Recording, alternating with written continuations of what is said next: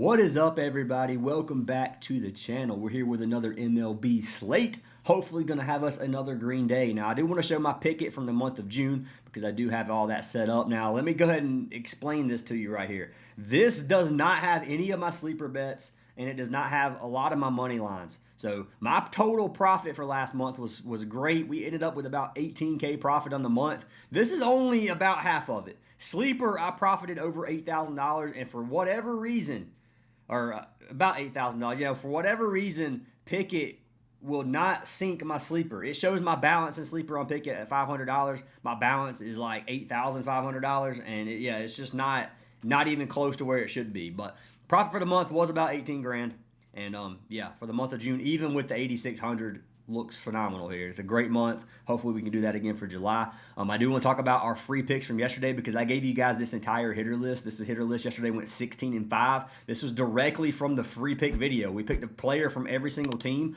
A couple of these teams we picked two. For the Cardinals, we took Jordan Walker and Mason Wynn. Both of them cashed.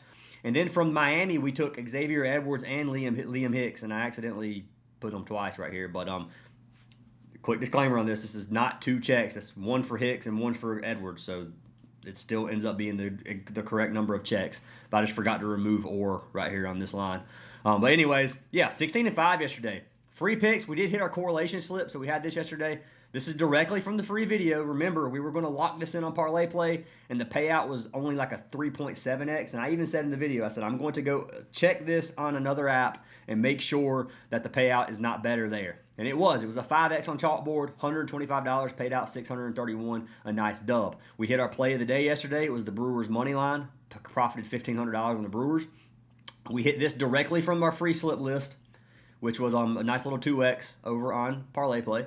We cashed this over here, a little free square on, or a discount over on Prize Picks. Cashed this sleeper slip, and then we ran a 5-team round robin yesterday. Now, the only one that missed on our 5-team round robin was the Giants. We had the Giants on here. They got absolutely destroyed last night. And, we ended up profiting $1,600 on the day on these money lines, and that's without the Brewers as the play of the day. So about $3,000 profit on the day in terms of money line. So yesterday was a phenomenal day. Hopefully we continue that going into today. It is the 4th of July, so happy 4th to every single one of you. I do not have a hitter list like this for today because the game starts in 2 hours. So I have 5 props I'm going to give you guys. 4 of these props are going to be 4 of my favorite hitter props on the slate, and then I'm going to give you guys a pitcher prop that I like as well. So 5 player props.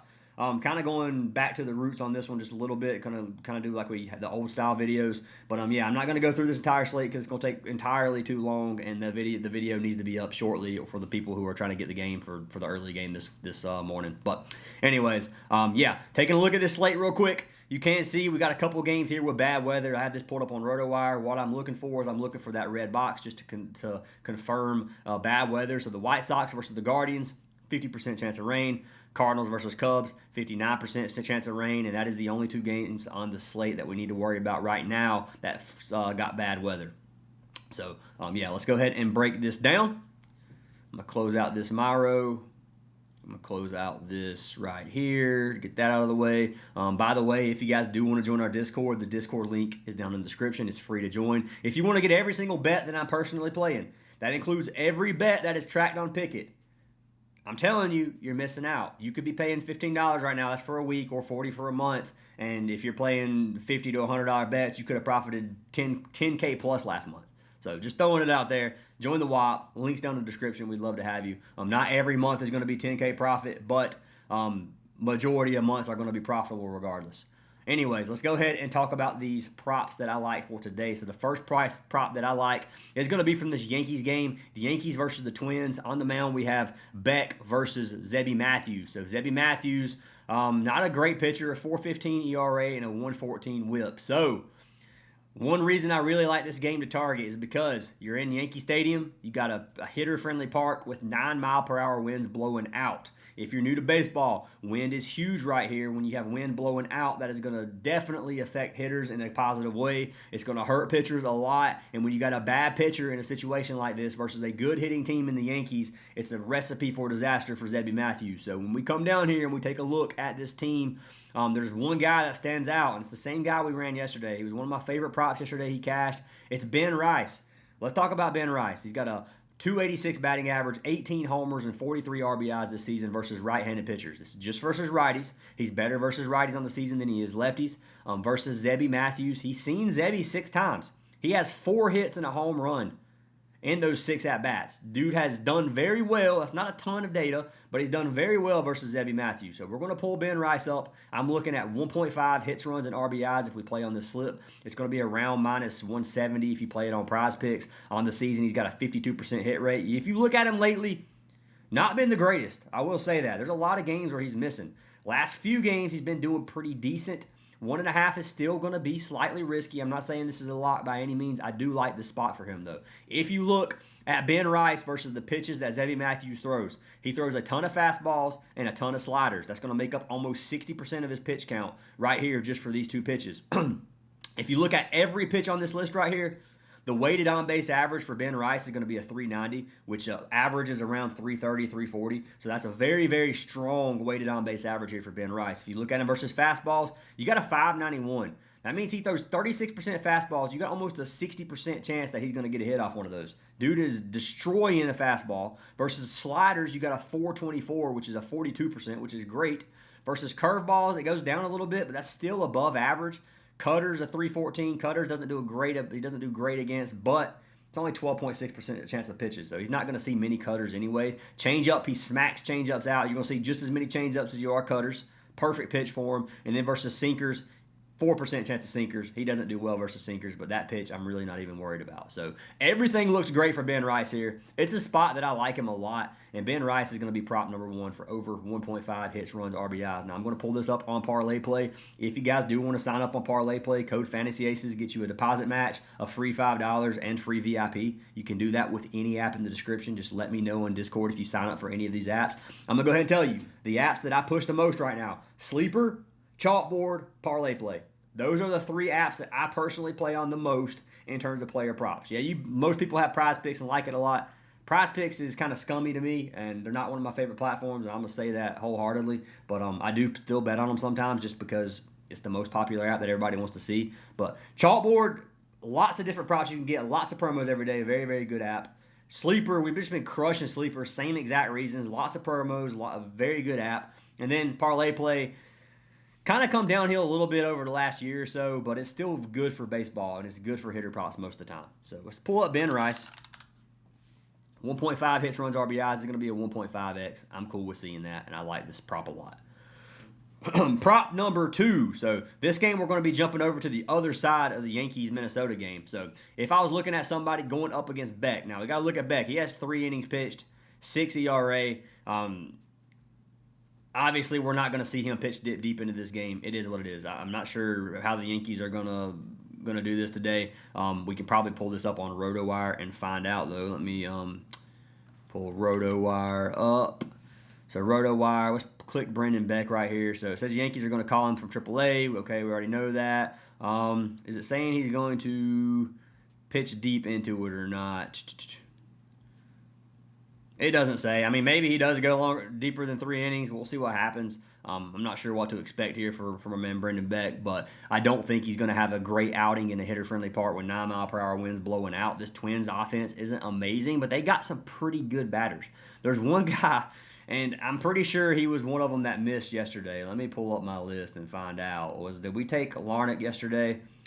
I believe we did. Trevor Larnach for 0.5. Yeah, he did miss. Now, I'm running him back. So we got a guy here with a 305 batting average, 4 home runs, and 25 RBIs. Obviously, nobody has seen Brendan Beck from this Twins team. He's only pitched 1 game, and he had 3 ERA, or 3 innings pitched with a 6 ERA. Got shelled. Trevor Larnach is plus 100 right now if you straight bet him over 1.5. Now, you can play him at 0.5. You can do 1.5. You can do whichever you prefer. You got a left-handed batter versus a right-handed pitcher. You got a 50% hit rate on the season. If you come down here and look at the weighted on-base average, he does pretty well versus this pitch count. Now, most of these are going to be fastballs and sliders. That's going to make up 90% of the pitches. But versus fastballs, you got a 415 for a man Trevor. Versus sliders, you got a 414. So if you were to average out his top 3 pitches, all three of these, you're going to get over a 400 weighted on base average, which is very, very good. A 40% chance versus a crap pitcher in a hitter-friendly park. Like, this is just a spot for me where I think Larnach bounces back. Now, he's not one of my favorite batters. I have been betting on him quite a bit. His numbers look very, very good. There's some other guys on here that you can look at if you wanted to take somebody else. But Larnach, one of their best batters versus righties, and this is a righty spot for him. So he should get at least one bat here versus our man Brandon Beck. Maybe he hits a homer and cashes it immediately. You could come down here and take him at 0.5. At 0.5, you're looking at minus 265. We probably can't throw it on here with Ben Rice at 0.5, but let's take a look here. Larnach, 0.5 is going to be a 1.25x. Puts it at 1.85. We could honestly play that. Or you could just go ahead and take the 1.5 and get a 2.6x. 250 pays out 665. I think what I'm going to do is play it safe here. Like I said, Larnach hadn't looked the greatest lately. He's had some chalks on us. I'm going to take Larnach for 0.5 again. I'm going to give him another chance to give us at least one hit. I think he gives us one. And he could come out here, like I said, and give us 5 today, and we're just we're messing ourselves up by taking this low of a line. But I like the spot here. I like this game stack here. I think this is a good prop. 250 pays out 462. Let's go ahead and lock it in. So I like that slip a lot if you guys do want to tell that one. But yeah, Larnach is going to be the second pick on the day that I have. Pick number 3, we're going to jump down to the Brewers game. So we got Milwaukee taking on sheesh, bro, who are they playing? Versus the Diamondbacks. So Milwaukee is in Arizona versus the Diamondbacks. They got that dub last night. You got Merrill Kelly up against Brandon Woodruff. Woodruff with a 2.59 ERA. Kelly over here with a 5.84 and a 1.51 whip. Merrill Kelly, not a good pitcher. He's a righty. There's a lot of left-handed batters out here we can get from Milwaukee that are going to be very, very good versus him. This does have 4.7 mile per hour winds blowing to the right. It is a dome stadium. Wind's not much of a factor. It's pretty much a pitcher-friendly park. This isn't the greatest place, and weather-wise, not the greatest hitter place, but versus Merrill Kelly, I'm pretty sure anybody can have a good day. But coming down here, and you look at the matchup. So you got a few guys who've seen him quite a few times doing very, very well. The one that stands out to me is going to be Turang. Turang here with 10 at-bats and a 400 batting average. Which means he has 4 hits in those 10 at-bats. He does have a homer, and he does have an RBI here. If you look at him versus right-handed pitchers, he has one of the he might have the best batting average on the team versus righties. He does. Nobody over a 295. He has the best batting average versus righties, 11 home runs, 41 RBIs, and that's in 227 at-bats. So he has more bats than anybody other than Contreras. Contreras is another guy that you would look at. Those are the two that I was trying to choose between. My reasoning for going with Turang is because he's already seen Merrill Kelly 10 times and has hit off of him 4 times. So to me, the data just looks very, very good for Turang. Come over here and look at him at 1.5. You do have a minus 150 odds if you straight bet it. Take a look at him versus a right-handed pitcher. You got the lefty on righty matchup, which is going to be a platoon advantage in favor of the batter. It looks very, very good. 60% hit rate on the season for 1.5. It's a great, great spot for our man Bryce Turang. Come down here. Look at him versus this pitch arsenal. His weighted on base average is a 353 versus fastballs. You got or that's a changeup. Versus fastballs, you got a 353. Changeups goes a little bit below average at a 322, but the rest of them you start looking really, really good. A cutter 656, slider 299, curveball 464, sinker 388. So yeah, there's a couple pitches in here he doesn't do the greatest against, but when you look at what Merrill Kelly likes to throw, you got a lot of changeups, a lot of fastballs, and a lot of cutters. So those are the three. That's 65%. And if you look at just fastballs and cutters, that's going to make up over 40%. So over 40%, you got a very, very good hit rate here. Now, if we come down here and look at Contreras, if you'd rather play him, we can pull Contreras up. I actually haven't looked at his pitch count here versus this. You don't have the platoon advantage. You got a righty-on-righty matchup. He still hits 60% here. Contreras is always going to be a good pick.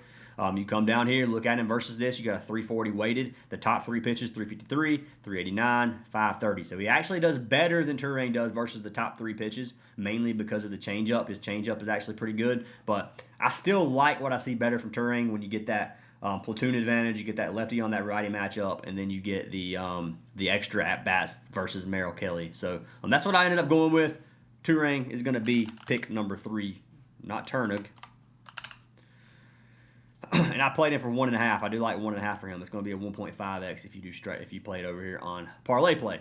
So who am I going to pair with Turang to give us our 4th pick? Now, we've got a couple options here. We can play another batter, or you can play a K-line. So I'm going to pull up the last batter prop before we go into our pitcher prop, and then we'll jump into the pitcher that I like today. And it's got some risk to it, but I'll tell you why I like it here in a moment. So the last game that we're going to look at is going to be this A's versus Miami game. Now, this slate overall, when you look at the entirety of the slate, this slate's not nearly as good as yesterday for hitters. Okay, you got a lot better pitchers in certain spots here today. You don't have a lot of wind blowing out games like you did yesterday. But the Marlins versus the A's, to me, this is the gold mine of the slate for hitters. A's are plus 113 at home. You got wind blowing out here in right now, in terms of where runs are scored, this is ranked 1, but Coors Field to me is still the number 1 hitter park. This one will be number 2. But anyways, one of the top 2 hitter-friendly parks in the league with 10.3 mile per hour winds blowing out. Now, we've already talked about wind. When it blows out, it's extremely valuable for hitters. This park is the smallest park in the league.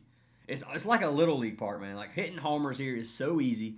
This is the place to go. On the mound, you got Savali up against Alcantara. Now, both these guys sitting with over a 4 ERA. Savali actually getting close to a 5 ERA. 155 whip. Control issues, gives up a lot of hits.